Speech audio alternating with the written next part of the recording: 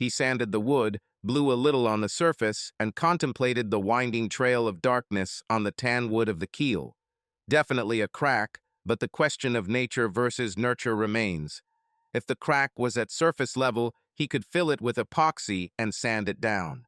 If the crack ran along the board, it meant the wood was simply bad, and he would have to rebuild the boat to replace the doomed part. Richard Thomas looked again at the warm, oily glow of the house lights 100 yards away as darkness began to permeate the air around him. Putting it off as long as possible, he went back to his cheerless home. Once upon a time, everything was more promising. Shortly after graduating from college, he married Karen Johnson, his high school sweetheart. She wouldn't even talk to a guy like him, who came from a dysfunctional family, but she met him at the club of their church, which preaches free markets and social justice. "Be kind to children from dysfunctional families," said her father, a psychologist. "They are more like wild animals because life has treated them harshly. Don't expect them to care about helping others, only themselves." Karen kept her distance from most of them, but as she stared into space, she happened to meet Richard's eyes. "Hello," he said to her casually. She saw a rather muscular boy with bright blue eyes and honey-colored hair, quite handsome, just above average height, an inch under 6 feet. She knew he was a bit of a failure in the class, who still got pretty good grades and built himself some kind of award-winning boat. He scared her because his father was an oil company executive, and according to her parents, they were evil people, and she knew Richard as a sharp and outspoken guy who often left behind grudges. "Hello there," she said with typical teenage irreverence. He saw a slender girl with an innocent face, unreadable gray eyes, and bright brown hair. She carried herself as elegantly as a dancer and had muscles from playing field hockey, and he knew she got good grades, but she was quiet in class, as if she was waiting for some reason to come out of her shell. An inch shorter than him, she seemed lively but reluctant to give much away to the world, although he suspected that if she ever became confident enough to have her own opinions, she would have a lot of insight. They talked for the rest of the night, covering every possible topic intertwined with predictable questions of introduction. That evening, Karen returned home in a state of deep confusion. Like most of her generation, Karen had no idea what love was or how it related to attraction and lust. She got one vision from the classic books she read in school, another from Hollywood and popular music, and a third from church and her parents. In the movie, a handsome man and a beautiful woman met in some awkward situation, then began to fight in what her psychologist aunt called a codependent relationship, but eventually fell into bed together and discovered in the morning that they were in love. The books she was given at school praised men and women who defied social pressure to remain virtuous and then met their true love and companion by doing something selfless. Her parents insisted on finding a man with a good career who would not destroy the family, but they also refused to treat her unfairly. She had never seen Richard as anything other than one of the children she would leave with the rest of the high school students, but she felt something that might have been a desire to please him, to approve of her, to even desire her. Karen and Richard met during their senior year of high school, that bittersweet time when people know that growing up soon will destroy old friendships and loves. She knew Richard scared her too. One day during a history lesson, the teacher noticed that most of the students were catatonic or asleep, and turned to Richard with a question about Hitler and Stalin. "Tyrants mistake who they are for who they could be," Richard said. "Stalin, a former bank robber, confused power with importance and turned his country into a bureaucratic dictatorship that killed 30 million of its people due to sheer incompetence. Hitler, an artist, confused his popularity with moral righteousness and started a war that devastated his country. A good leader rules for the sake of his people, not for his own power or self-esteem." The teacher wrinkled his brow. Half the class perked up. "What about war crimes, genocide, and oppression?" Richard chuckled. "History is written in cruelty and extermination because these are the only signals that awaken people. Otherwise, they simply follow their own momentum. Hitler was like Robespierre, a true believer, who ended up executing everyone who disagreed because he needed to believe that his ideology was correct. Stalin was more like Genghis Khan, a glorified criminal or Third World warlord who knew his ideology was nonsense, and as a result was able to survive it by largely sacrificing others. They are almost as bad as our current leaders who are doing the same thing to us, only slower. At that moment, Karen realized that there was something about Richard that she could not tame. She liked domesticated men like her father, who followed the rules. When her mother had needs, he satisfied them, and if he did not agree, he bit his lip and reluctantly fulfilled them. Her two parents were equals and discussed every decision together. He made Richard look like some kind of wild animal who acted purely on instinct and heart, and she knew it was impossible to control, but she also knew in her gut that he was the only man she could ever truly love. "You need to date other boys," her mother Beverly said. "You can't live your whole life with just one man. It will always be an unequal relationship in which he will have the advantage. He needs to know that there are absolute rules that he cannot break. Marriage is like marriage, a small social group where, unless you give power to yourself, you will be forced to conform to what others want." And so Karen found herself asserting herself and dating other boys. She never went beyond copious caresses. This made her more popular, and she graduated from high school on a high note. If Richard noticed that her skills had improved, he never questioned why, or at least never said anything. Richard received a full scholarship to the same local university she attended, but Karen's mother decided to explore a wider range of sexual partners. No one was fooled by her late work or girls' night out. The marriage fell apart like a sparrow hit by a space shuttle, scattering Karen and her brothers into different apartments on both ends of the city with varying degrees of lack of money. She finally understood what Richard had been through, except that because his father was an executive at a major oil company, he had more money than her parents, the guidance counselor, and the high school history teacher. She escaped the poverty and chaos in her life through her marriage to Richard.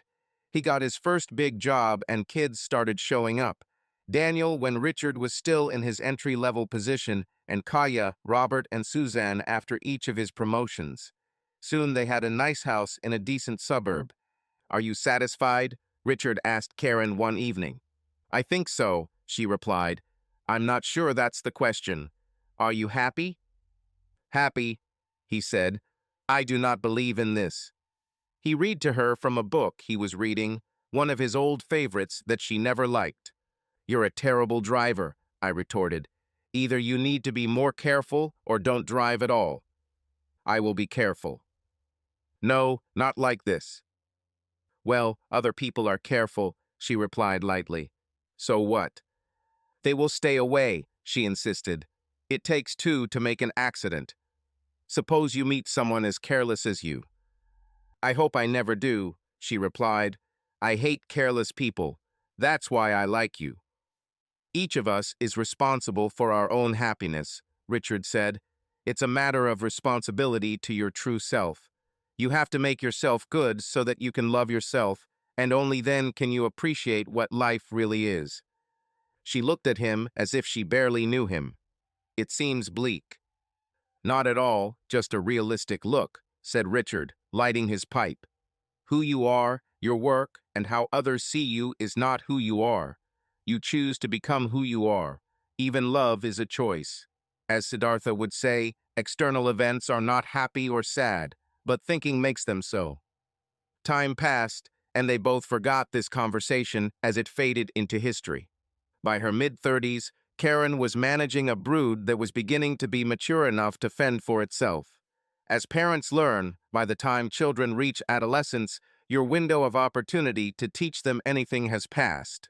They begin to enter adulthood, even if only in the early stages, and make decisions for themselves, based in part on what they have learned from their parents to the extent that they trust them to teach. Richard went from a job where he simply did what he was told to being a business owner, which meant he spent most of his waking moments thinking about how to maneuver his company so that there would be enough money to be sustainable. Market niche where it could grow. He now had 3 employees, 2 negotiators, and an office manager. His office manager, Sue Scott, came to him straight out of graduate school. She earned a Master of Fine Arts degree in creative writing, only to discover that the insular small community that favored the next big thing in literature had distinct tastes, and she, who loved both the classics and ancient texts, her bachelor's degree was in classical languages, could not make a career in the world of the latest ironic styles and personal quirks. "What do you hope to achieve here?" Richard asked without looking up. Sue looked at him with her bright blue-gray eyes. "Mr. Thomas, I like to speak directly," she said after a few seconds. "I need a job that I won't hate. My degree is kind of useless, so I'm starting from scratch, and I want to learn practical business management skills so that one day I can open a cat shelter and prevent it from going under like most of them. A few years later, I'm here because of all the places I called. The people here seemed real, and everyone was honest with me." Richard thought about it. "You're accepted," he said. "What?" She blushed and then looked away. "No, it's not because of your, appearance. We're professionals here, and we don't do this because it would harm the other person. I warn you, I'm not a sensitive person, I'm a caveman, but I like fair play. No, you took a chance with this answer, told the truth, and seem very competent based on your undergraduate work and part-time job, so I'm betting on you." Although she started out unsure, having to learn what was essentially a new business language, she quickly mastered it once she gained confidence. Richard was not attracted to her at first, although she was an attractive girl next door, with a slender, graceful face and slender body, but when he began to rely on her daily, he saw her as smart and hardworking. However, he was committed to his marriage, his business, and his concept of fair play, which meant he didn't cross the line, especially with someone several years younger than him and financially vulnerable. "What?" she asked one day. "Sorry," he said. "You looked at me as if you wanted to say something," she said, apparently not noticing his deep, smoky gaze, which he forgot to hide for a moment. "Oh, just thinking about this meeting with a client," he said. This turned out to be fortunate because later that week she showed up with her boyfriend Alex. He was a dancer, as muscular as a boa constrictor and as agile as he could balance on one leg on the railing above their two-story conference room. Richard went home and took a cold shower, realizing for the first time the pain of temptation and the satisfaction of overcoming it. He was tested and he survived. Life went on, and he was soon immersed again in the development of his company. His first attempt to renovate the old sailboat left to him by his grandfather and caring for his children. He quickly forgot about Sue as a colleague and was grateful for that. With more free time on her hands, Karen got a job at an advertising agency where her uncle worked. The kids were already busy like adults. Sports, rock bands, art classes, ballet, debate, and martial arts after school, and then on their phones or doing homework until midnight. She started as an administrative assistant. During her second week on the job, her boss quit, and before Karen knew it, she had taken over the position. This required her to spend at least 10 hours a day in the office, but by getting up early, she could get it done, and her husband, who came home early, could cook dinner for the children. She shared her fears with her mother, Beverly. "I feel like I'm becoming two different people. One is me at home, where there's no fame, just more socks to wash. The other is my career, where I'm growing fast, and now I want to move to the city." "It's a necessary part of growing up," her mother said. "You overcame inequality as a woman, refused to let society define who you are, and now who you are matters. You're part of this economy and culture, and now you matter more than that loser you married. Get married." "He's not a loser," Karen said. "He came back and got an MBA and a law degree, and now runs a firm of negotiators. We live very comfortably." "Yes, but who will remember him when he dies?" asked her mother. "He's just another faceless face in a suit and tie. You, on the other hand, are pushing boundaries by having a job that is progressive and will soon become extremely lucrative. Your life becomes meaningful because of who you are and what you do." Beverly was still working at the same job in the school district, where she met the man she intended to be her second husband. It turned out, however, that his wife was willing to forgive his misdeeds, so he returned to her and never eloped with Bev as they had planned. She ended up living alone, but enjoyed an active social life and was featured in several local magazines for her work bringing Christian compassion to those in need. When Karen brought the casserole to her father, who lived in an apartment he could afford after alimony and child support, he expressed caution. Don't let your job become your soul. They're not worth it. You're the same with or without a job, and family is just a bonus. You'll always be my smart, loving, kind girl. Trust me, I've given too many years to work, church, and politics. I wish I could spend this time making more connections with people. If you want to be famous, write a book or something. Now Karen wandered in doubt through the catacombs of her mind. She was never the girl everyone knew and talked about, just a quiet one, although highly regarded and respected.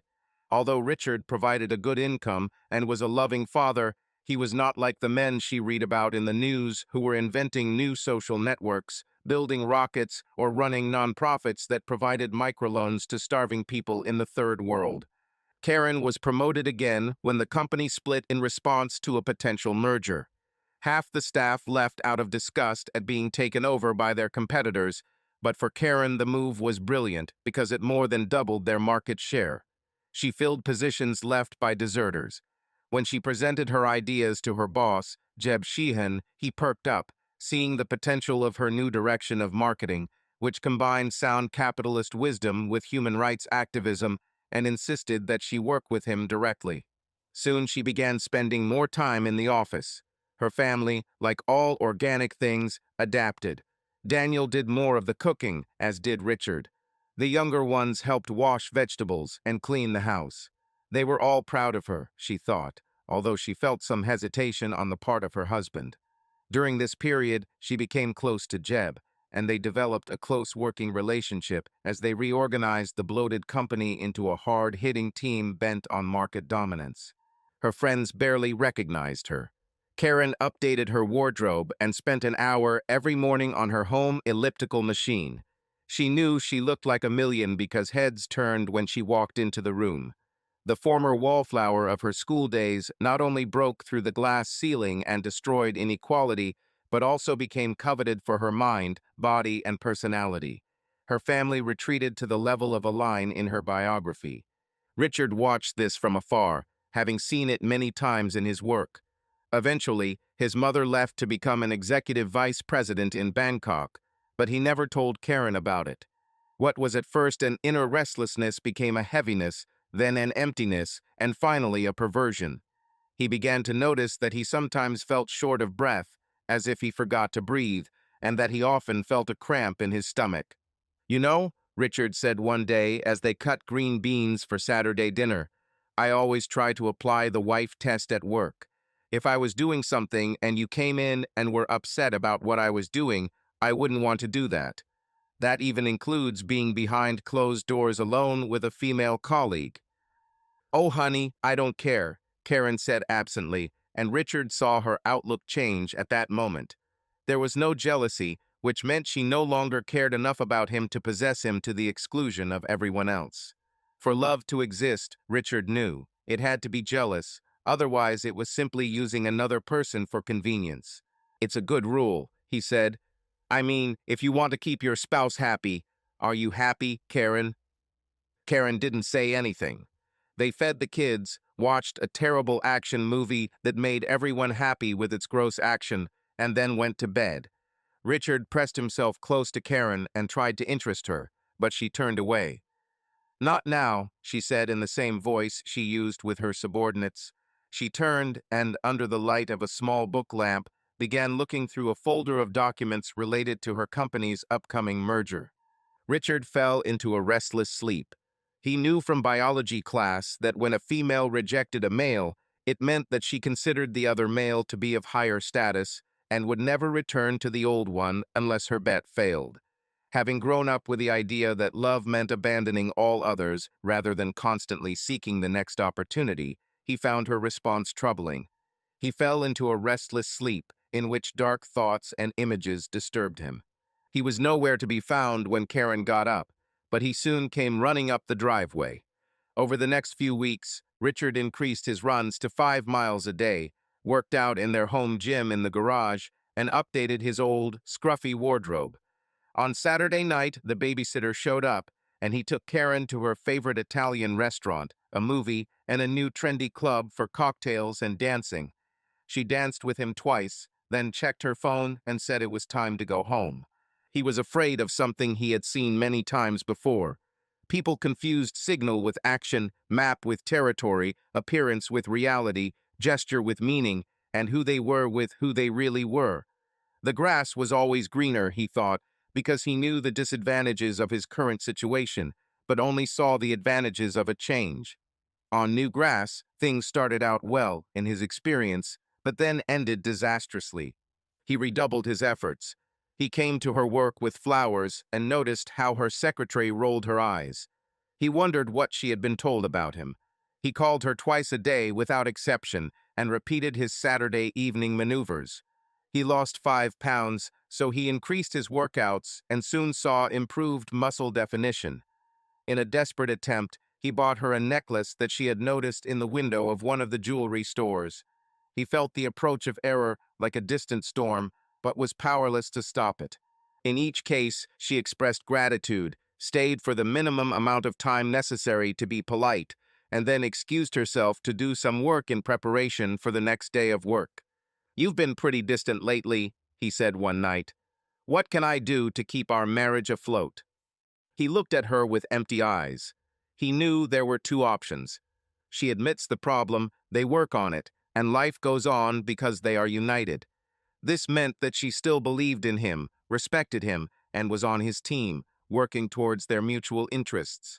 She denies the problem because she either doesn't think it can be solved or has no interest in doing so. This meant that in her heart and mind she had already left the marriage and saw it as something that didn't matter. "What do you mean?" Karen answered evasively. "We don't spend time together anymore. We barely make love, and when that happens, it's like you're waiting for a taxi. We rarely talk. I haven't seen you smile at me without a reminder or spend time with me unless I demand it." "Since you started this job," Richard said. He knew where this was going, and to his surprise, it didn't make him angry. It made him sick, ill, and restless. He saw everything he wanted slip away like a candle melting and pouring down the drain. Karen looked straight at him. For him, it was a crisis. For her, this was a delicate situation that she had to put off, like putting off a supplier who wanted to be paid at her job. In her mind, she would eventually return to the marriage that she now believed was something she had agreed to. Right now, she had bigger opportunities, and marriage was her backup plan in case she finished enjoying all life had to offer. "I didn't notice the problem," she said lightly. They went to bed that night in different worlds. They could be in isolated dimensions, on distant planets, or different species for whatever they had in common now. Richard wondered where he had gone wrong, and then realized that Karen had always had a crusader in her life, defending the oppressed against the powerful. By being a good husband and provider, he became a powerful entity that she rebelled against and gladly defeated. He spoke with his longtime friend, Sheriff Danville Harris, who advised his father during his divorce. "She's dancing with the devil," the sheriff said. "I've never been into religion other than to generally believe that some benevolent force created this place and is looking after us since we're basically suicidal idiots most of the time." He laughed. "I always thought that the God of the Old Testament must have had a giant bottle of Advil, watching his people go out and do nothing but make endless mistakes because their egos got in the way. At the police academy, we were told a little about Jung and Freud and ego and ID. Basically, it looked like this." The sheriff lit one of the Italian cigars he preferred, cutting it in half through the bulge in the middle with his pocket knife. "The ID makes decisions. It is essentially who we are in our instincts and souls. The ego explains what happens in response to our decisions in such a way that we look good in the eyes of ourselves and others, which is what we believe who we are. The ID is essentially a plurality of conflicting impulses, and the one that is least destructive and most beneficial, at least in theory, wins." He exhaled smoke and continued. "In the academy, we were told to explain things to the ego so that the ID chooses the path of least resistance. Make fight or flight impossible, offer some food, and you can get them into the system without violence most of the time. Your wife is doing the opposite. Her ego makes the decisions, causing the ID to follow him, causing her to lose her sense of who she is. I guess the question for you, the sheriff said, lightly lighting his dwindling cigar, is whether you want to fix this. After all, she, as they say, showed you her ass.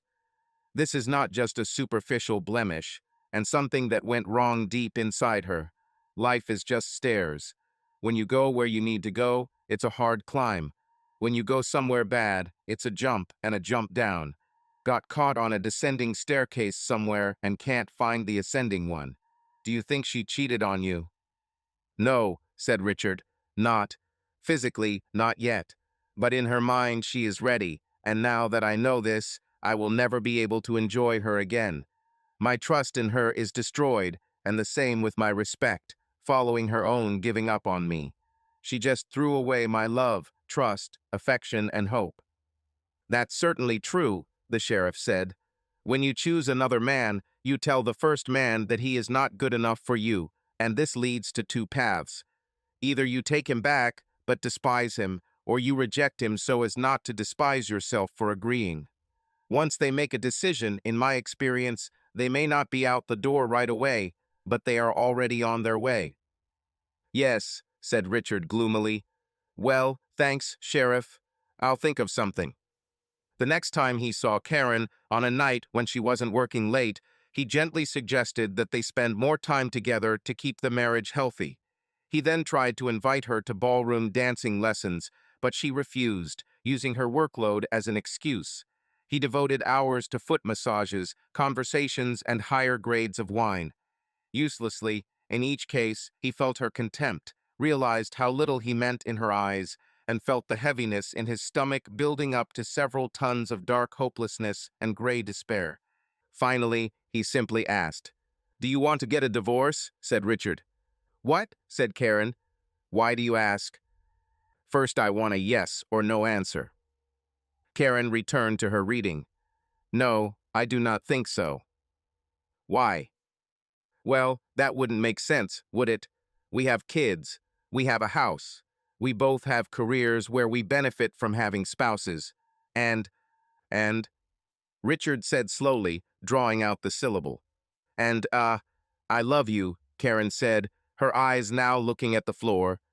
We'll grow old together. We'll have grandchildren. We can get that lake house we've always talked about and spend our golden years there. Richard looked at her, his eyes clear. She couldn't see the tragedy there. When they were in love, she would have told him he was a big, stupid idiot and kissed him. Now she treated him like one of her subordinates at work, or maybe like an unyielding supplier, and essentially reprimanded him into silence. How about meeting him halfway, supporting him, and expressing love? No, it was as dead as their sex life. Robert, age 14, gave him the next piece of the puzzle, since all of life is a mystery, and the first step in solving a mystery is to identify all the elements involved. You know that girl I was going to the fall dance with? She left me to go camping with Owen Rogers and his weird family. The one you gave the necklace to? Asked Richard. Yes, just a week ago, Robert said. You know, alpha rubles and beta sex. Girls want a stable guy to provide money and a stud for sex. He blushed slightly from using his tongue. You're a nerd, but you're also a stud, Richard said, ruffling his hair. It will take a few years for it to become obvious, but some girl will realize that you are a worthy match.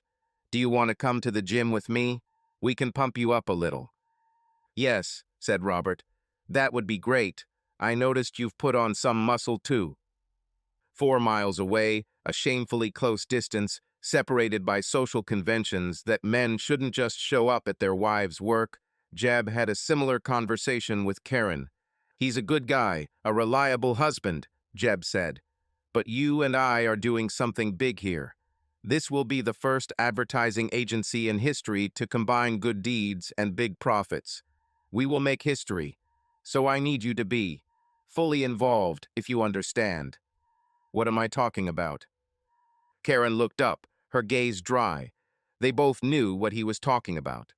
Back home, Richard fed the kids, read to Suzanne, helped Kaya with geometry, and called Daniel, who was attending the state university on a full scholarship.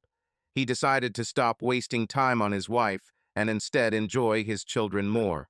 When Karen returned home and went straight to the shower, taking her phone with her, he shuddered in bed. His stomach began to twist painfully again, and a cold sweat broke out on his forehead. He barely slept that night, although Karen purred gently like a cat.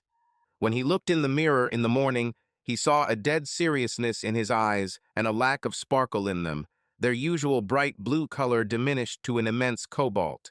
He didn't recognize the expression at first, but then he remembered it from working on a school project as a volunteer at a veterans hospital, where he met men who had seen too much war.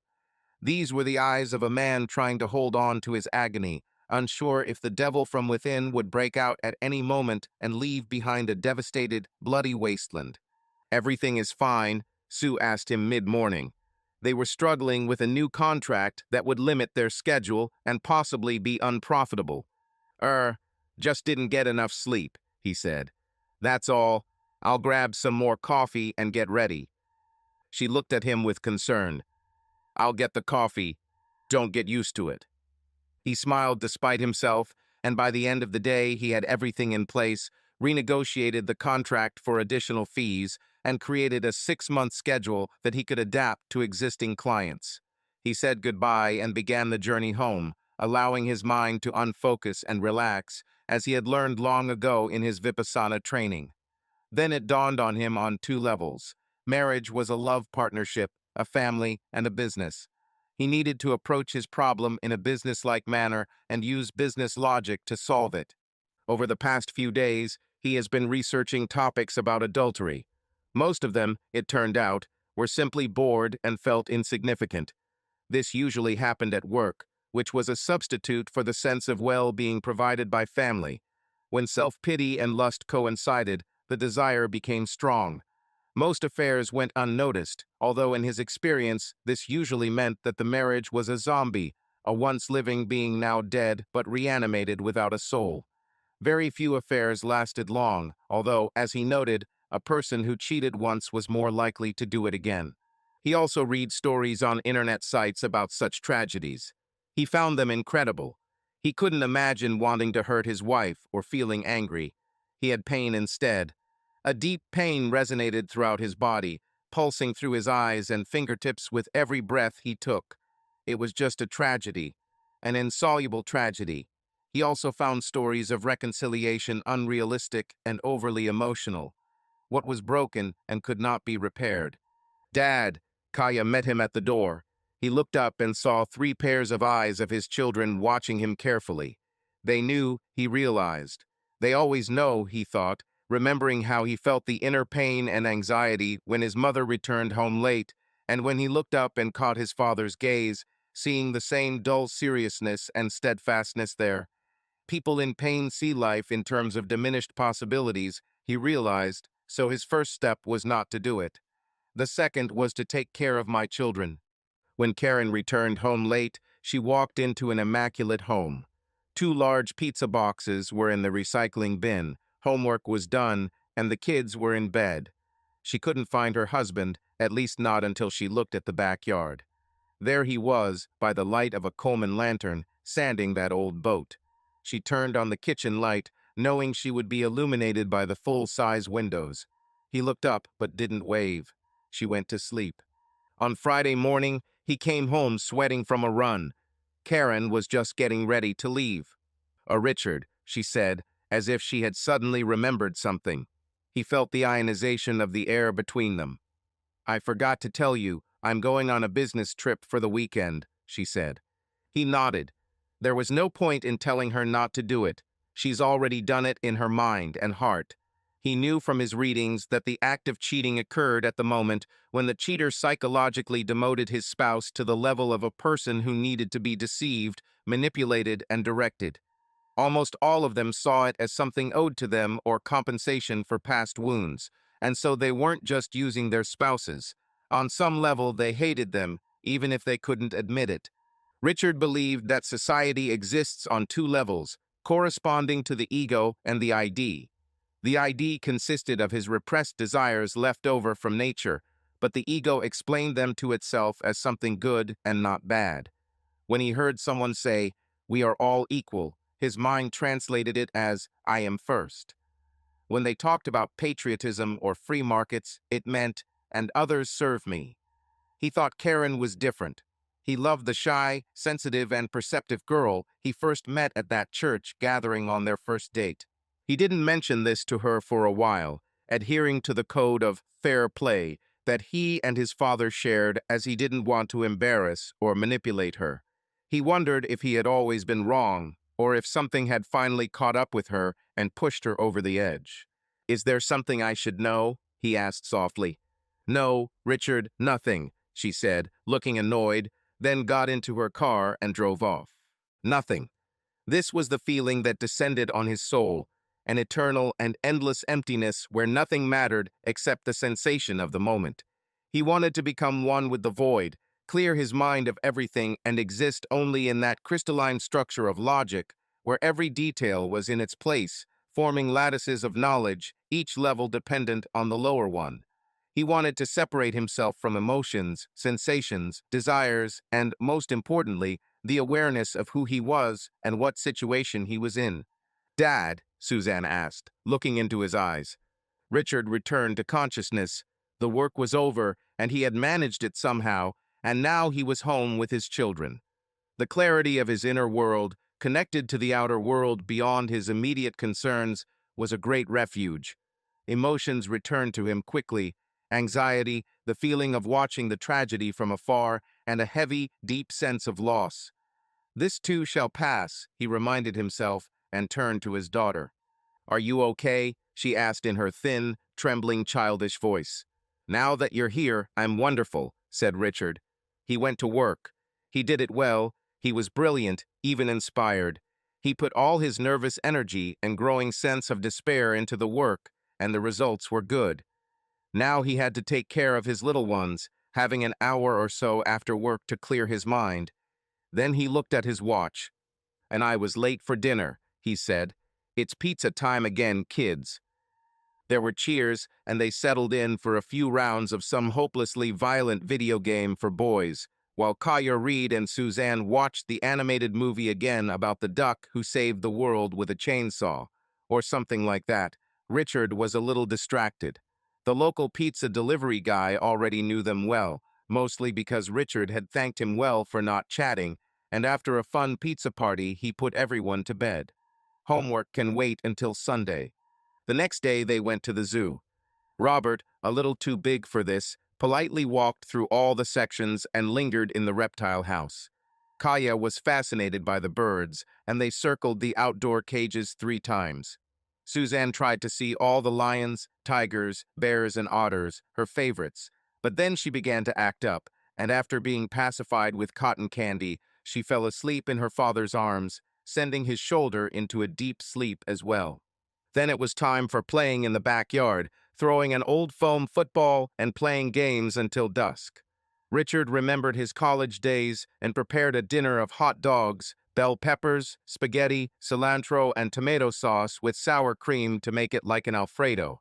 They then read or played video games around the fire he had built in the pit in the backyard until Richard went back to sanding his boat.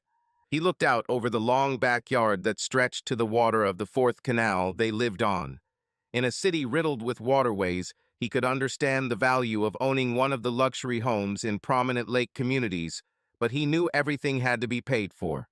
Here they could lead a normal life, know other normal people, and be both aware of their unique abilities and humble, enjoying others and their contributions. He knew that everything he did was for the children, and if it killed him, he would not allow them to live the way he lived. Richard never saw himself as a victim.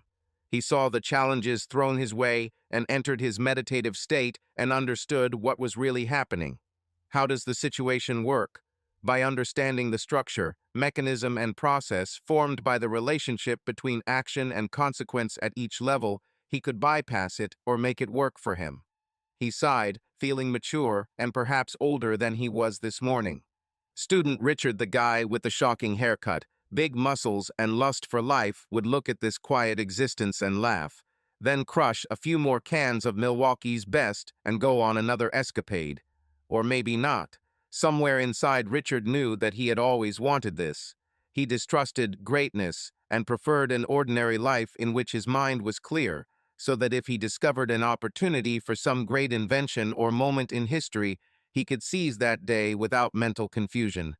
On Sunday, they went to church. Richard knew in his gut that he believed in God, even if he did not trust any book written by man, because he understood cause and effect. The sky is dark at night. However, dark skies can be caused by weather, a solar eclipse, or even the final battle at Armageddon between the forces of order and fire. However, if the world as a whole was good, only one thing could cause it, and in the depths of his heart Richard had long ago found and loved God, even if he hated organized religion as much as he despised politics and social media. He didn't call his wife. Monday started bright and early, and he took the kids to the local Korean Montessori school, which was less Montessori and more classical education with a modern twist. When he went to school, the staff room smelled of coffee and cigarettes. Some hippies were good, just as some oil company executives were decent and honest people. In this world, everything was more complex than even emotions. Richard chatted amiably as he ran off to work, then worked hard at his keyboard, telephone, and filing cabinet for about 10 hours before returning home. Sue looked at him with some caution, but he responded with a slightly absent smile, conveying pleasure in what he was doing and determination.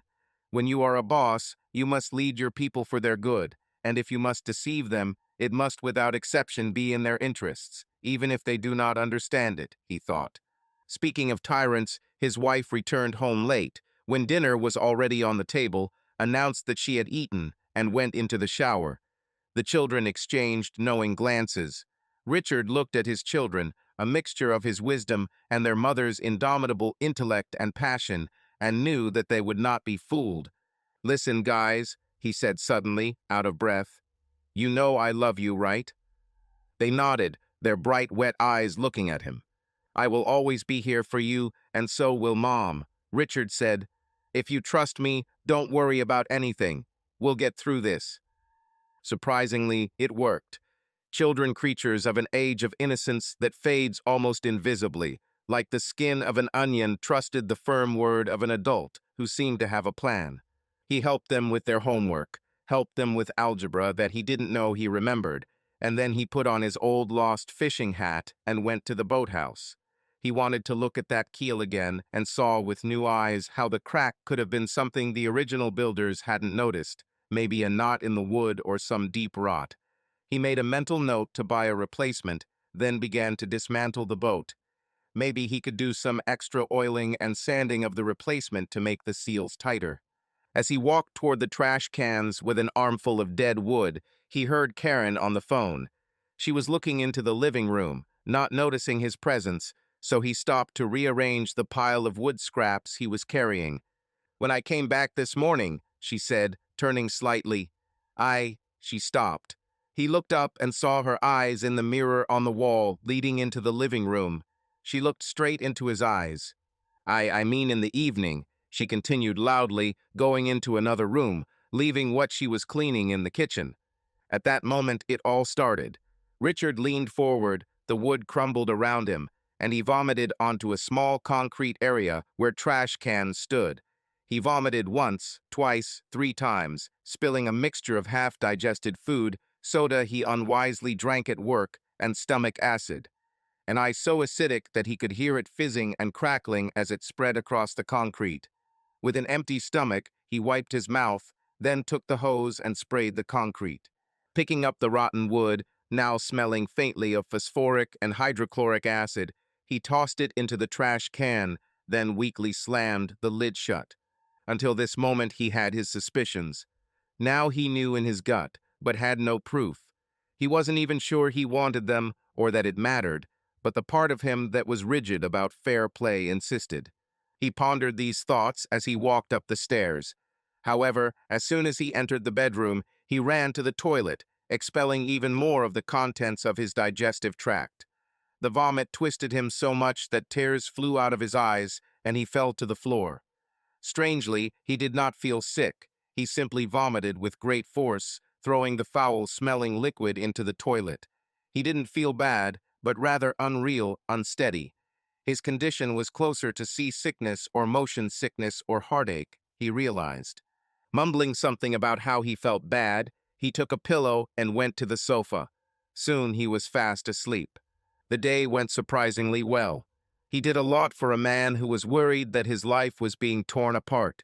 He drank extra water all day, did a good job, smiled every time one of his 3 coworkers walked by, and came home early to make dinner for the kids. They had a great time until Karen returned home, at which point Richard rushed into the bathroom, water in his eyes and drool coming out of the corners of his mouth. He vomited like a man suicidal, his body jerking back and forth, causing bright spots in his vision and dizziness. This time the guest room offered no shelter, so he gathered some blankets and took the key to the boathouse. A simple house, it was designed for boat storage and had double doors, its own air conditioning and a refrigerator for the boat beer parties he once hoped to host. He fell asleep on the old sofa, which he inherited from his grandmother, wrapped twice in blankets, shivering not from the cold, but from the icy horror that came from within. The next morning, he waited until she left for work, then took the children to school and arrived at his office. He told Sue he would be working remotely, grabbed some files and a laptop, and turned to leave. "Do you remember your rules about fair play, Mr. Thomas?" said Sue. "And how are you supposed to do what's right for people even if they don't understand it?" She handed him her car keys. "I heard something, Mr. Thomas," she said. "I hope that's not true, but if it is, you'll want to know every terrible detail, won't you? Like all your friends said, Richard takes the pain. So take my car, tank full, and do what you need to do. She doesn't have it. Finds out." He stared at the keys. "Thank you, Sue. I owe you one," he said, handing her his keys, unable to meet her eyes. "The hell with it," she whispered when he left. He drove her little Honda to an upscale mini mall, sandwiched between a school and a church, where there were 2 real estate agencies and an old colonial house with one-way mirrored glass that housed an advertising agency. As he parked at the church, he pulled out his binoculars and then wrote down the license plate numbers of the cars in the parking lot, along with their license plate numbers and descriptions on his legal pad. He recorded the times of their arrival and departure. Luckily, the office didn't have a gated parking lot, so when Jeb walked out, Richard could clearly see Karen getting into her car. He took some photos with Daniel's old camera. Once they left, he did nothing. The traffic light system kept them in place, so he waited a couple of minutes before driving out and almost catching up to them at the next light. Staying a dozen cars behind, he used binoculars in one eye to know when they were honking. He drove a block forward, turned into an alley, and saw them in the distance, catching up. He knew this part of the city well enough to guess where they were going, to the old Bayou Ridge Inn at the edge of the woods. "That's where I'd go if I wanted to have a sad romance," he thought. Finally, the little Honda pulled into the parking lot, and he got the shots he wanted. The 2 kissing in the car, going into a hotel room, and leaving an hour later. He let them leave, then drove lazily back to the office. They were just going inside. He saw Karen lift her head and look around as if she sensed something, but then she walked through the door. He thanked Sue again in his heart for having the foresight to provide him with an anonymous car. After sending the children to bed, Richard began his nightly ritual in the boathouse.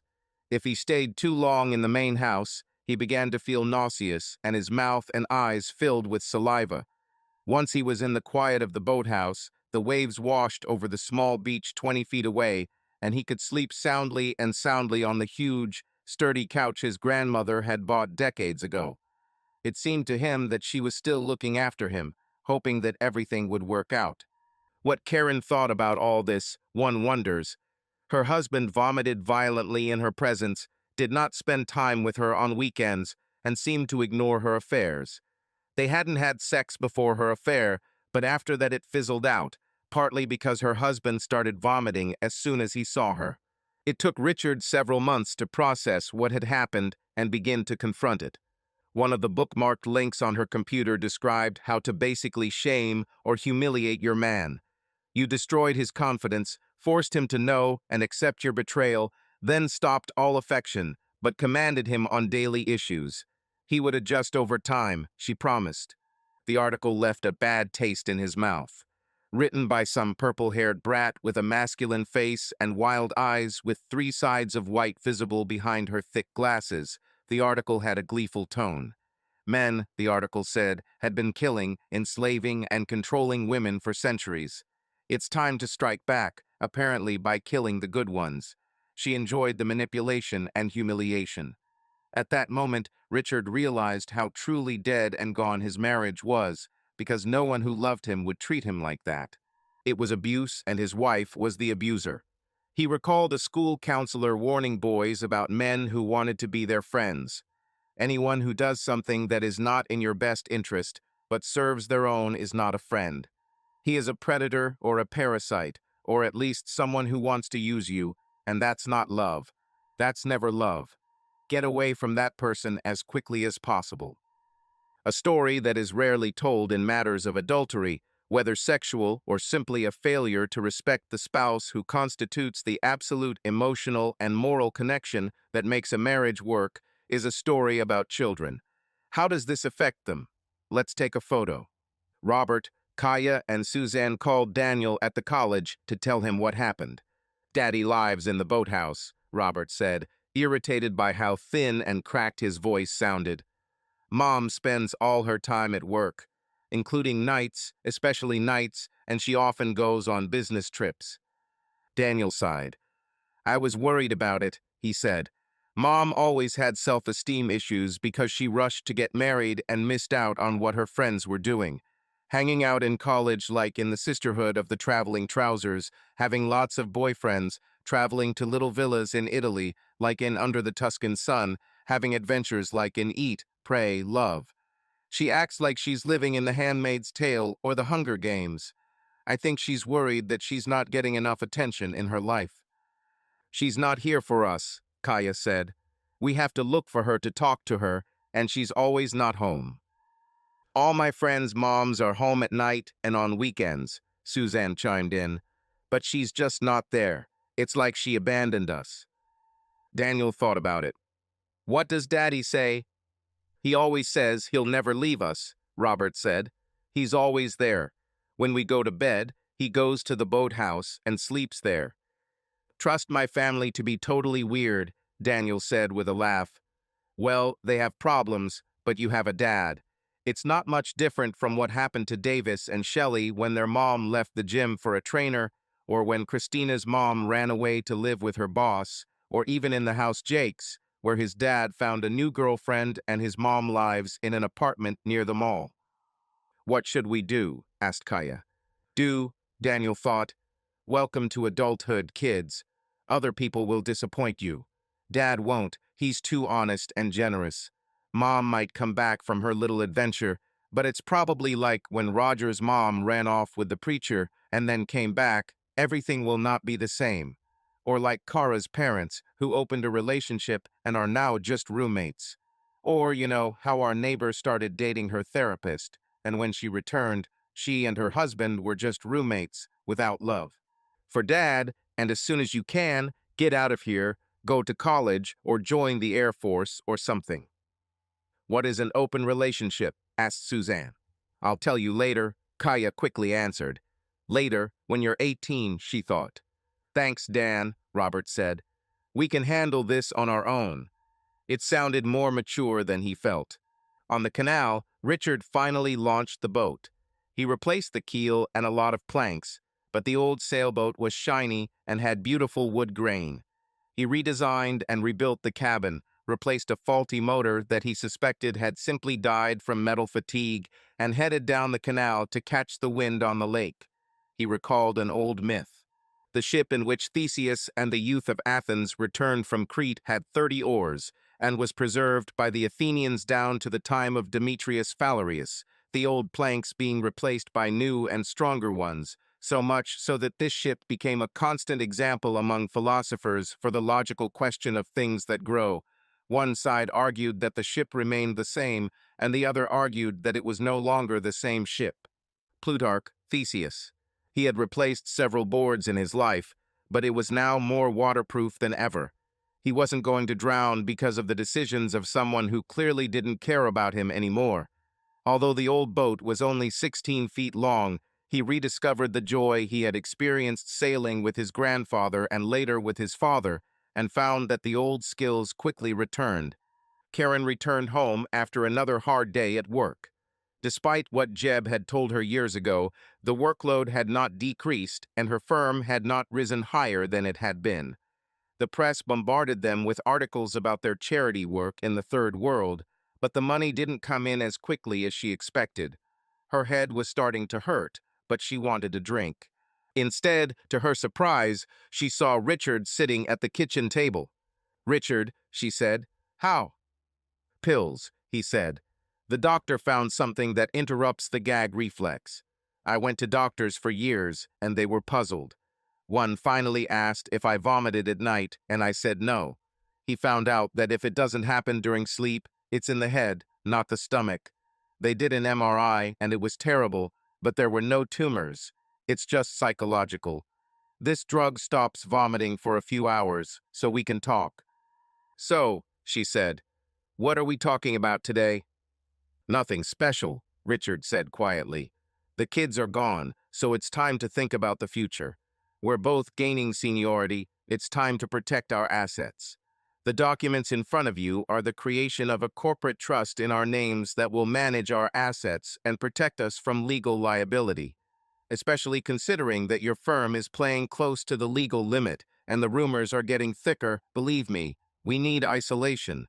Have your lawyer look at it and return a signed copy if possible." She looked at the documents, skimming them quickly. It was indeed a legal trust registered in their state, with their attorney as one of the trustees.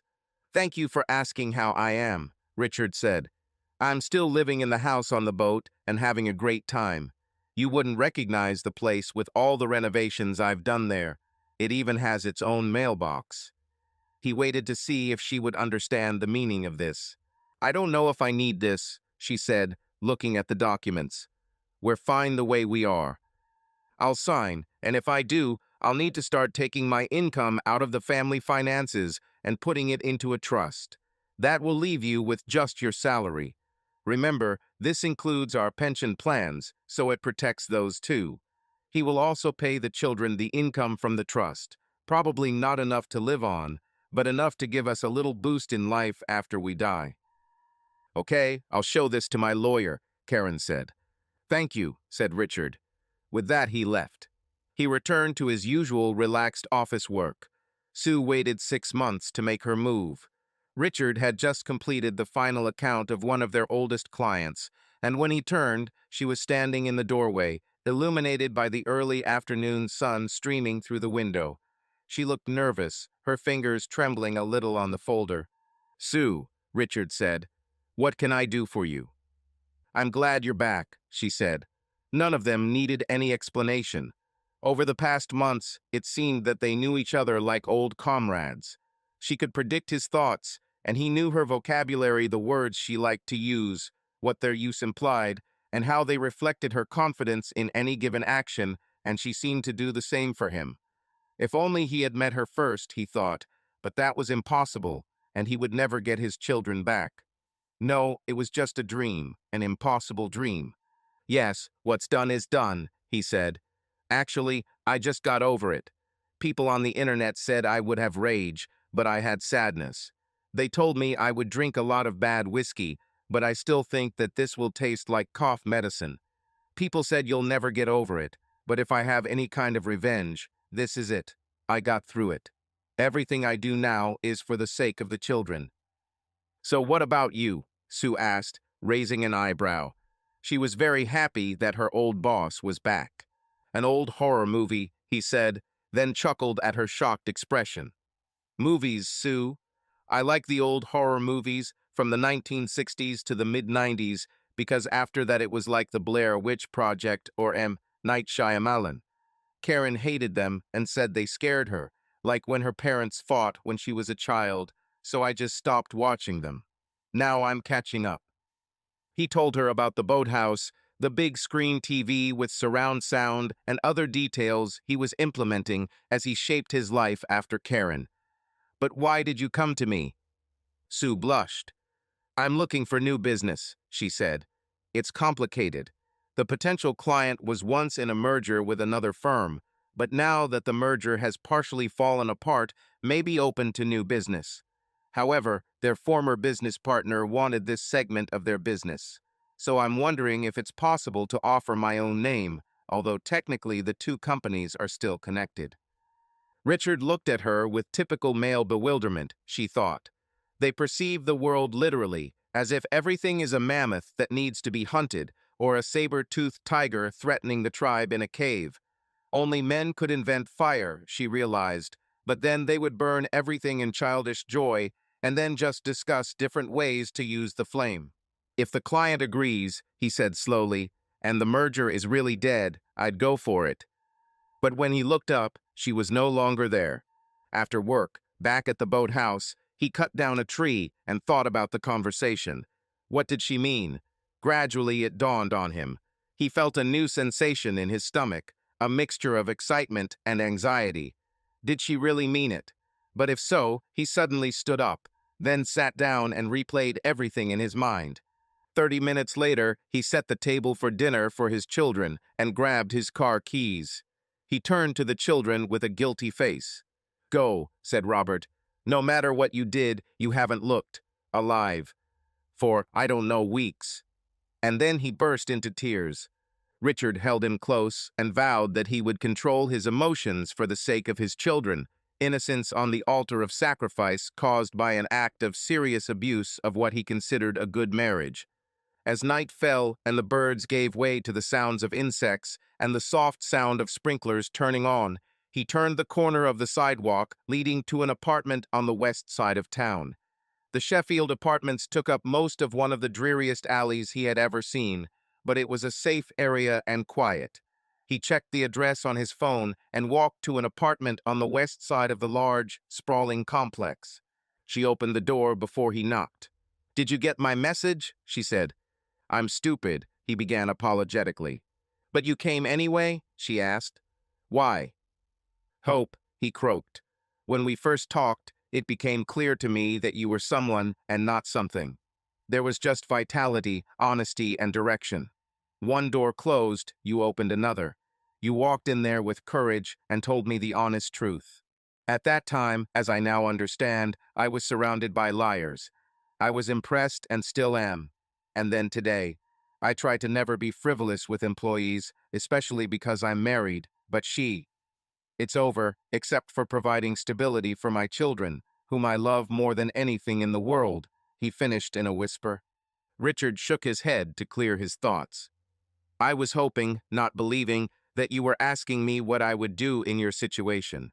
You were conveying the message, unless I was mistaken, that I wouldn't be the bad guy in this equation. And I hoped, until I was sure, that what you said, if that's what you said, makes sense." She handed him some kind of drink. He took a sip. It was an imitation of Dr. Pepper from Costco, which is better than the real thing. He took another sip. "Thank you," he said. "What's done is done, and no matter where I go wrong, I'll never know if I went wrong at all. Sometimes things go wrong. A storm comes, and the chicks fall out of the nest, and you find them the next morning when it's too late. God's guidance or the aimless material universe. I don't know, and I don't think it's my purpose to know. But damn, I'm talking, you've always been on my mind, like one of the most genuine people I've ever met." "What about Karen?" she asked. "What about Alex?" he asked. Karen sighed. "And now you're making me admit to lying from the start. Alex isn't interested in women, if you know what I mean. He's my ballet instructor, which I do as a hobby because, well, I like it, I guess. I asked him to help put out the fire in the office because I saw the way you looked at me that time, and I knew, and I didn't want to be the other woman." And just like that, hope goes away. "I see," said Richard. "I guess I got it all wrong." "No," she said. Everything has changed. I won't call your wife a fool. She made a choice and knows what kind of person you are. She's gone, Richard. And frankly, I could go and hit the stupid bitch, but I believe in the old saying, never don't interrupt your enemy when he makes a mistake. She took the drink and took a long sip. So I don't, Richard began, furrowing his brow. No, said Sue. I've known for months. I think you know too. He took a step forward, then pressed his forehead to hers. Hope, he said, she'll kill you every time. Not this time, she said, taking his hands. Not for my life. They were talking about something, and he woke up on the couch, sitting next to her and holding her hand. It's unusual, but I'm a conventional girl, she said.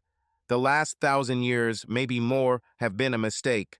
There are no rules for this, but if you don't mind going slow, we could do it. They held hands the whole time. Hours later, he turned off the engine and slowed the car, risking parking on the street so as not to wake anyone. It was the most magical night of his life. From the depths of darkness to the heights of the mountains, bathed in the sunlight of the morning spring, and not a single kiss. He held her until it was clear what had been done, and now they were conspirators in a mission of hope. Missions of faith lost in a world of people drunk with power and obsessed with death. Could this work? He fell asleep thinking about it. She set the rules. Never in the office, never in public, and never in front of his children. They will be a secret, but she was, as she put it with a fierce look in her eyes, which was reminiscent of her Norman and Scottish ancestors, all in. A moment later, he said the same thing, speaking clearly so that no one his beloved, the wizards of time, the gods of the grove and field could mistake its meaning. The choice was eternal, he realized, and any moment could change everything, like the moments that destroyed his marriage. You could retreat from the abyss at any time, but this abyss, he felt, was only dark on the outside, but full of light on the inside. They met in the evenings after the children had gone to sleep at his rapidly improving boathouse. He liked to cook for her, but sometimes they just sat and talked. He learned her story, a shy girl with honey-colored hair who wrote well but never fit in, and learned that she had a black belt in Gracie Jiu-Jitsu. She revealed things about him that Karen had never thought to ask about, like how he spent a summer with the volunteer fire department in the Pine Woods. Their personal vocabulary developed, and so did their attachments. One evening, sitting on the couch and holding hands, they both knew it was time. There were no words. They got up and went to the bedroom, where he covered her with kisses. Eventually, he found the courage to confess his feelings to her. It happened in a weird way, but I love you, Sue Scott. She burst into tears and ran away from the house on the boat. He ran after her, but she raised her hand, which meant she needed time, and then drove away. Lost, Richard returned to the boathouse. How could he hurt her with something he believed was positive? She was absent from work, not cold or distant, she was just not there. He divided his time between work and sneaking glances in her direction. Questions filled his mind, and he tried to maintain control. Sometimes good guys don't win, he remembered his father saying. When the workday was over, he stood up slowly and mechanically walked towards the parking lot. There he sat in his car for several minutes, trying to understand what was going on in his head, or perhaps his heart. He drove home to feed the children and pretended to listen to stories about football and math lessons, the boy who pulled his pigtail, and the diorama of the Battle of Hastings. When they fell asleep, he habitually crept up to the house on the boat. She stepped out of the shadow of the wall into the light. I can't do this, she said. It's like having a secret life that no one else can see. I can never be who I want to be, your wife and the mother of your children, and no one will see who I am inside and why this choice is important to me. He wrapped his arms around her, holding her close to his warm body and rocking her gently as she cried. The next day, work was the same torture as the previous day. When Sue returned from lunch, she found a flower pot on her desk, one purple flower peeking out from the tattered, sun-scorched leaves. Most women would probably think it was a mistake and throw the poor plant in the trash, but Sue knew her new lover's language and instead went to a corner of the store. In front of her colleagues, she replanted the plant, scattering the soil on the table, then trimmed off the dried parts and watered the remaining ones. She put it in the light, cleaned up, and returned to her work. As Richard walked into the parking lot in the evening, aimlessly but slowly as his children were waiting for him at home, he felt her presence before he saw her. "If you want to leave, I understand," he said, surprised at how much it sounded more like a growl than the gentle tone he had intended. She came out from behind the column. "It doesn't fit in my head," she said, "but in my heart, yes. I love you, Richard Thomas, but inside I'm all torn to pieces." Again he hugged her. To know words is to know when they convey nothing but mush. He was sorry, he understood, he was afraid for her, he was crushed. Instead, he simply held her and felt her pulse through her skin. The next day, he stopped at her desk an hour before lunch. Without a word, she followed him, and they got into the car. He drove carefully towards a rather shabby church at the far end of town. A good-natured man with graying hair over a cassock walked out of a door decorated with stained glass. "So, this is her," he said, spreading his arms. "She's everything I could have dreamed of. How are you, my dear?" Richard sat in the sanctuary, looking at the place behind the altar where generations had worshipped. Father Muller poured her tea in his office, speaking quietly the entire time. About Richard and the divorce a long time ago, about a family so broken that he set aside 2 plots in the cemetery, and then about the man that young man became, fighting every step of the way, hiding it all from everyone, accepting pain and drawing strength from it. "I don't know what to do," Sue said. "My heart is inclined to one side, and all my practical knowledge tells me that it is impossible." Father Muller nodded slowly. "If you were on a deserted island, thousands of miles away from everyone you know, with no hope of salvation, would you be with him?" "Of course," said Sue. "Then tell me," he said, "what do you think marriage really is?" Sue hesitated. "It's a lot of things. It's a bond for life. It's a promise. It's a legal contract, I guess, as well as a contract with, God." He chuckled. "I don't know why he brought you here. I'm a terrible, heretical priest. I spend most of my time reading Buddhist theories and old Greek literature. I don't agree with the idea that we show our faith to God by doing pious and charitable deeds, and so we earn our place in heaven. I think we do this by making difficult decisions like this and doing what turns out to be best for everyone in the material world, since God put us here for a purpose, and in my opinion, that is to develop souls through suffering, including such choices." The priest blew on his tea and continued. "They call my view sola fide, or faith alone, which means that faith is not in charity, but in right thinking. If your heart is pure and your mind is clear, you will do the right things here on earth, and that too will be right in heaven. We cannot show God our faith, but we must live it. This is the difference between love and a marriage ceremony. Life is random, and there is no plan, and how we deal with it shows what we are inside." He quoted, "For by grace you have been saved through faith, and this is not from you, it is God's gift. Not from work, so that no one can boast." Ephesians 2, 8-9 inches. In other words, it's good to have religion, but when it replaces practical, realistic thinking, it's a mental illness, he said. "We can guess what heaven wants, but it is obvious that you two love each other very much and should be together. This creates a conflict between the ego, or your sense of self-worth as measured by others, and the ID, or your inner desire to not only love this man, but to possess him. But the ego is associated with boasting, and the ID knows only true faith." Father Muller took a sip of tea and continued, "This means that if in your heart you love this person forever, you are married in the eyes of God. I think you are already married, by the way, and the rest of humanity can shove their opinions away. Besides, I have a few suggestions. How can you get around this situation?" Later, after thanking Father Muller, she joined Richard in the sanctuary. They returned to the office together. Sue broke the silence. "You're right, he helped clear things up for me. It's my pain of not having a big white wedding where my family will finally see me as something more than a loser and all my friends will ooh and ah, and I will finally feel like someone who made me afraid. Time moved forward. The plant in her office grew, was replanted several times, and eventually became a small bush in the corner. Every night, Richard took care of his children, then went to his newly cozy boathouse and slowly loved Sue tenderly. He bought her an emerald and diamond ring, made a new group of friends who knew her as his wife, and set up a business by purchasing the condominium where she lived with their rapidly growing family.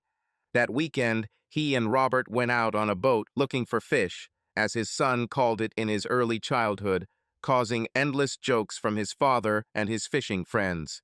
"I never want to get married," said Robert. Richard chose his words carefully, as he often did, knowing that children remember every comment, casual or deliberate, from their parents, often for a lifetime. When he interacted with his children, Richard understood that he was not just Richard, but first a parent, a general, or a dad to his family, and he needed to do things right every time. "Marriage is the hardest thing I've ever done," Richard said. "This is also one of the best things I have ever done, if not the best. I got you as a result of this, and you are not many copies of me in my mind, but your own people who bring the best of what your mother and I had." "But Mom is never home," said Robert. "It's like you're not married at all." "I love your mother and always will," Richard said. "She made some choices that, well, it's hard to predict how things will work out in the long run made things difficult. I will always love her and forgive her, but her choices have consequences." Robert looked at the fishing line in the water. "Is that why you live in a house on a boat and Mrs. Sue comes over at night?" "You'll never fool them," Richard thought. "Yes," he said. "She's a good friend." "Will she become our mother?" asked Robert. "No," said Richard. "It's a little unusual, but I think most lives are like that. They're normal, and you have to deal with the difficulties that arise. She's my friend, and your mother is your mother. She will always be. We will be a family, but like your mother has your needs and desires, so do I." Robert thought about this for a while. "Okay," he finally said. "That makes sense. So now I have two moms." "Yeah, basically," Richard said, reeling an empty can covered in seaweed around his hook. At this, they laughed and sent the boat back along the canal to the house. Robert went to see his friends, and Richard returned to his little house on the water with the destroyed house behind him. "So this is what you were doing," Karen began, approaching the boathouse. Richard was polishing that stupid sailboat, as busy as he always seemed to be with it, although I must admit that it was further along in repairs. "It's nice that you're interested in what I do," Richard said, lighting his pipe to keep it lit while he applied another coat of oil to the wood drying in the sun. "This boat has been rotting in a barn for many years and may have always had some, how should I say, internal flaws, but I threw out the parts that were never meant for it and replaced them with new wood." "I signed the document," she said, throwing it towards him. "My lawyer Rodolfo said it was pretty standard and a good way to protect our money, but thought the corporate liability clause was strange." "What about us donating 10% of profits to the Arboretum?" Richard was surprised, but left his gaze protected. At such moments, his eyes regained the sparkle they had before he learned of her infidelity. "No, about the point about morality, and even more about the need for contribution," Karen said. "It seems like you're hijacking my salary and 401. "The trust only works if we put our entire fortune into it," Richard said. "I put everything I earn into it, just like I did with this marriage." "That's why I signed it," Karen said. "But I asked Rudolph to add a clause that any personal purchases I made would be made from my earnings before making the deposit." Richard thought about it. "If the same applies to me, I agree," he said. "So we're equals and everything." He had anticipated her demand, after all. "Okay," she said as she left. "Just put your initials on the changes." She congratulated herself on yet another successful business meeting, but in the back of her mind was the thought that Richard was, after all, a professional negotiator. Richard released a steady stream of green into the grass, then stood hesitantly to grab the hose. 10 years have passed. When Suzanne left for college with the intention of studying compiler design and machine learning, Richard felt a great sense of pride. All four of his children went on interesting paths. Robert, to his surprise, joined the Marine Corps and set out to obtain professional certifications in HVAC and to manage networked SCADA systems for warehouse climate control. Kaya received a scholarship to a private college, and Daniel opened his own plumbing business for luxury homes and corporate rentals, making more money than he knew what to do with. Suzanne was starting high school. One sunny day, Karen rushed towards the boathouse in a rage, then stopped. What was the procedure? She knocked on the double doors. Finding them unlocked, she entered, clutching a thin folder in her hands. "What in God's name?" she gasped. Someone replaced the old creaky boards with new ones with grooves for joints, and then covered everything with drywall. It had a small bathroom, albeit with a composting toilet and wiring for electricity. It had an office nook, a kitchen, a nook for a bed in a former loft, and the coziest men's corner she'd ever seen, with leather sofas angled toward the TV. The full-size refrigerator, she checked, was filled with meat, beer, and the occasional vegetable, which was probably suffering from self-esteem issues. Did he party here? It looks like it. Karen felt a moment of abandonment. The irreparability affected her self-esteem. She was no longer important to her husband. When she noticed women's clothing, bras and panties in the dresser next to the corner bed, she instantly knew she had been replaced. Even more, this small space, the size of a two-car garage, seemed more cozy and welcoming to her than the house had been in many years. He even framed the drawings each child had made at school and had photographs of herself and the children on outings she didn't remember being invited to. There was a quote on the wall. "I advise you to be careful, although never fearful. Be very careful with what you drink, with other men's women, and with the third thing, with men and their temptation to steal." Havimal 131. She heard the boat motor pull up to the dock, and her husband got out, then walked along the boards of the dock that sounded new instead of the faded, rotten boards that had been there for years. "Oh, hi," he said as he walked through the door. "So, do you like the place?" "Very beautiful," Karen said dreamily, then snapped back to reality. "What the hell is this?" she said, shoving the folder in his face. "Adoption papers for your secretary's children." "No, Sue is my vice president, not my secretary," Richard said slowly. He tried to make his next statement as gentle as possible. "They are also my children, but now they will bear my last name and become part of our family so they can have their share of the trust." "You had kids with that stupid bitch." "What the hell?" Karen stopped mid-sentence. "Exactly," said Richard. "You left me, so life went on without you." "Consultation," Karen snorted. "I want," but fell silent again. He handed her the card between his first two fingers. "We have a meeting scheduled for this Wednesday." Richard turned to the table, taking everything he had out of his pockets, and remained there until he heard her high heels stomping away and then running towards the house. On the lake, night fell slowly, as always, and the fireflies came out to play in the long grass, far enough from the noise of the roads to survive. A few days later, Richard found himself driving to a large house in the center of the city. It had once been a family home, but like many organic things, it had been replaced by commerce and the inexorable march of progress that Richard no longer trusted himself to define, and it was now an office where a consultant rented space. "I am Dr. Raoul Winslow, and we are here with Mr. Richard Thomas and his wife, Mrs. Karen Thomas. This is being recorded for the protection of my clients and, myself. Now," there was a knock on the door. Richard opened it. "I'm Nick Randall, Mr. Thomas's lawyer," said a tall man in a smart suit. "I'm here at the request of my client to protect his interests and explain some of the things that are happening here." Karen looked back at the other three in the room. She chose Dr. Winslow, a Catholic traditionalist with feminist leanings, because of his record in protecting women by supporting men's commitment in marriage to reconciliation at all costs. Now the psychiatrist looked confused. "Karen is here," Richard began slowly, then changed course. My wife discovered that I had been living with another woman in our backyard for the last 10 years and had 3 children. Holy cow, Dr. Winslow said, then regained his professional composure. And you didn't tell her about it because she was busy and didn't notice, Richard said. His lawyer, Nick, began handing out copies of photographs taken outside the motels, each with a date and time. There were quite a lot of them. Did you know this whole time? Karen asked in disbelief. Richard gave her a look of pity. When you love someone, you know their mood. You even know when they stop loving you and only keep you around to finance the house and children. Nick spoke quietly.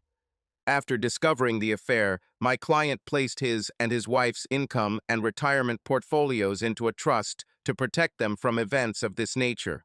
On page 3 of the agreement is a morality clause stating that any party to the agreement who engages in publicly disgraceful activities loses his share and receives only a nominal payment of $25,000 per year.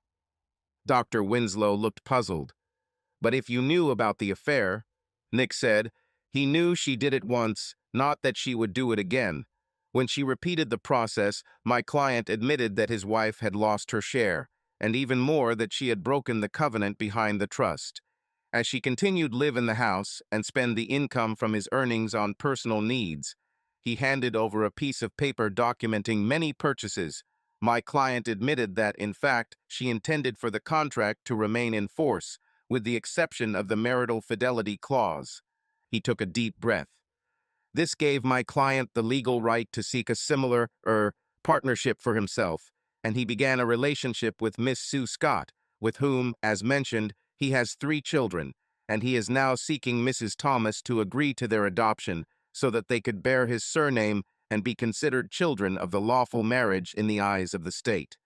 His decision to create the trust turned out to be prescient, because we have reliable information that Mrs. Thomas and Mr. Sheehan used company funds to carry out their long-term affair.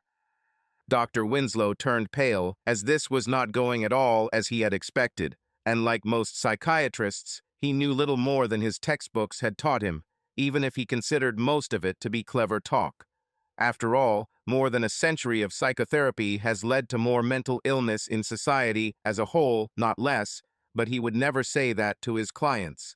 Let's take a step back, he said in a voice usually reserved for children in kindergarten and very crazy. Richard, did you notice that your wife was cheating on you, and instead of trying to resolve it, you took revenge? No, doctor, said Richard. I tried several times to talk my wife out of infidelity. I worked out, updated my wardrobe, tried to take her out to fancy restaurants, tried to get her to talk to me, got massages, but nothing worked, despite my supposedly legendary language skills. When it became clear that the affair was not one and done, but a permanent replacement for me in the role of spouse, I considered this part of the agreement void for myself and found my replacement for the absent and unaffectionate Mrs. Thomas. Nick spoke again.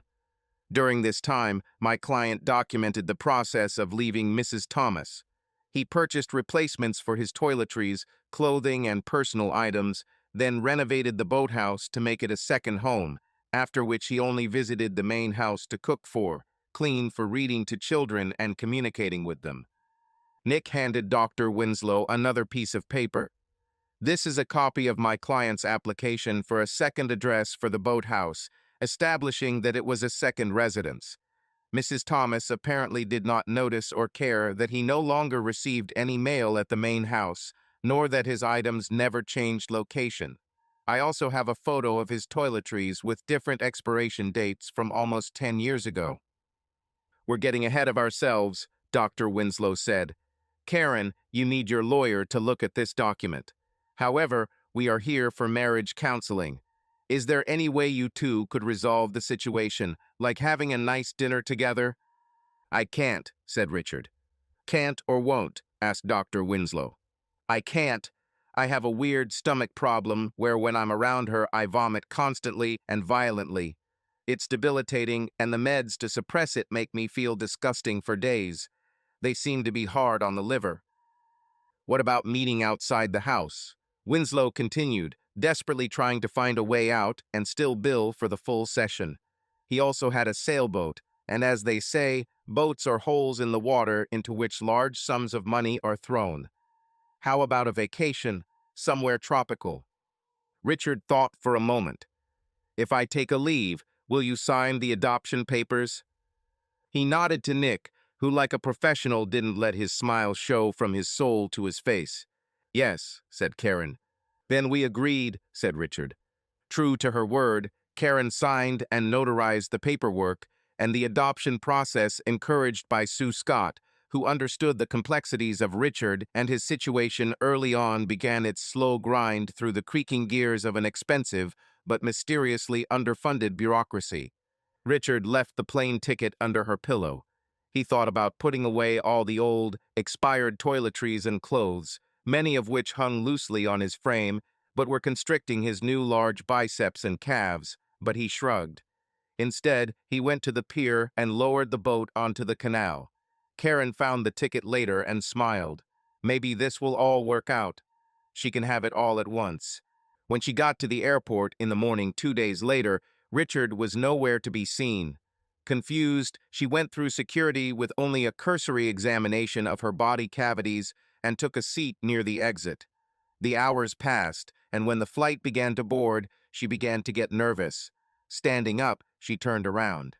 "Jab," she said, "it's so nice to meet you here." "Karen?" he asked. She looked down and noticed that he was holding an identical ticket. "I found it on my desk," he said. "I thought you wanted to finally take that vacation we've always talked about." Karen smiled warmly. "Let's go," she said. To hell with Richard and his little games, she thought. She'll make Rodolfo deal with him when she returns. Holding hands, they boarded the plane. The fish weren't biting on the canal, so Richard went back and changed his clothes. He called Nick. Throughout the day, calls were made to clients whose list Karen had carelessly left on her laptop. Each call went like this. Lawyer, legal department. How can I help? Nick. Hi, this is Nick Randall from Malhern and Rankin.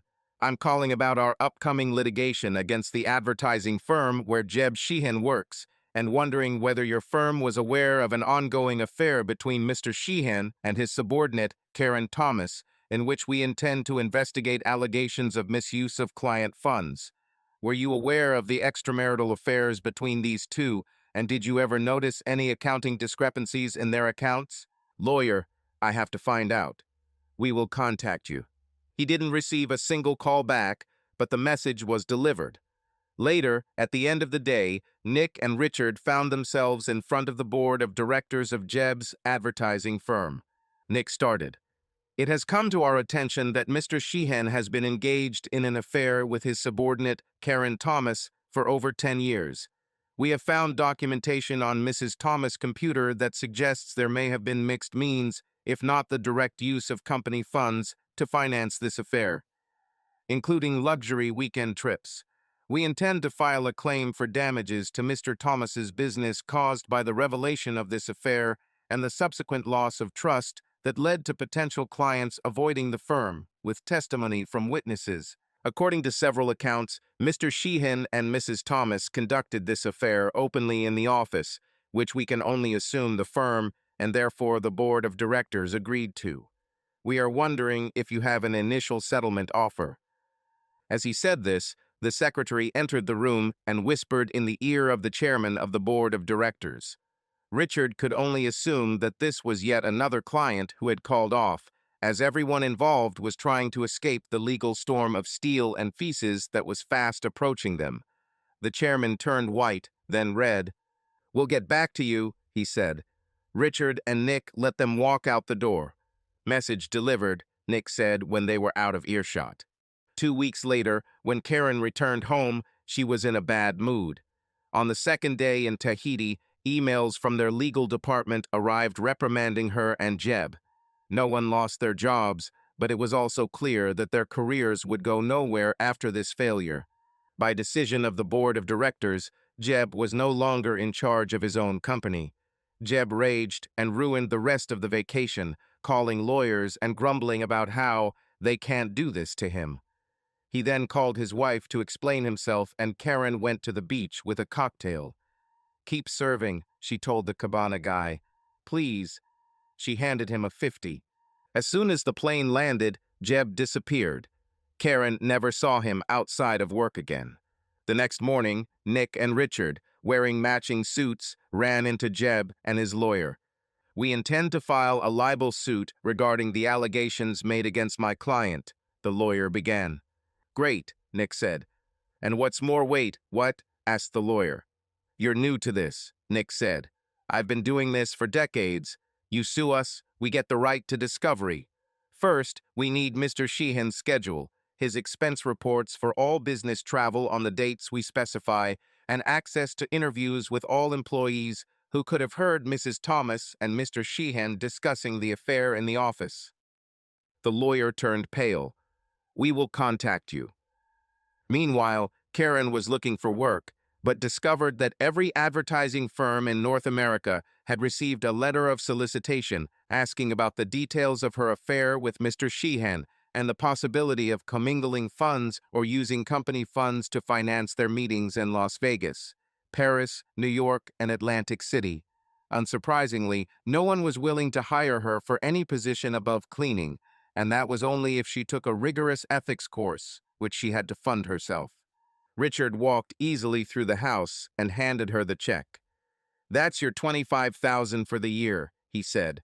The house is free and the children are supervised. Please. After recovering from her shock, Karen followed him down to the boathouse with a determined face. I never thought you were so immature, she said. Are you destroying me instead of trying to work it out like adults? I tried, Richard said quietly, tying up the boat. You may remember, I spent a lot of time trying. You didn't want to listen. So, are you ruining my life? Richard threw the rope aside. Let me tell you something, Karen? On our wedding day, I looked into your eyes and saw the path to happiness. Love, family, work support to pay for it all, a lake house, retirement, and traveling the world, then spending golden years in satisfaction and joy, visiting grandchildren and spoiling them. This was what I wanted. He continued, this is everything you can never have, through your own fault.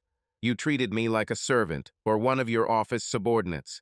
You threw away our love, and with it our future. There are an infinite number of ways to betray your spouse, but the worst of them is contempt. You treated me like an enemy.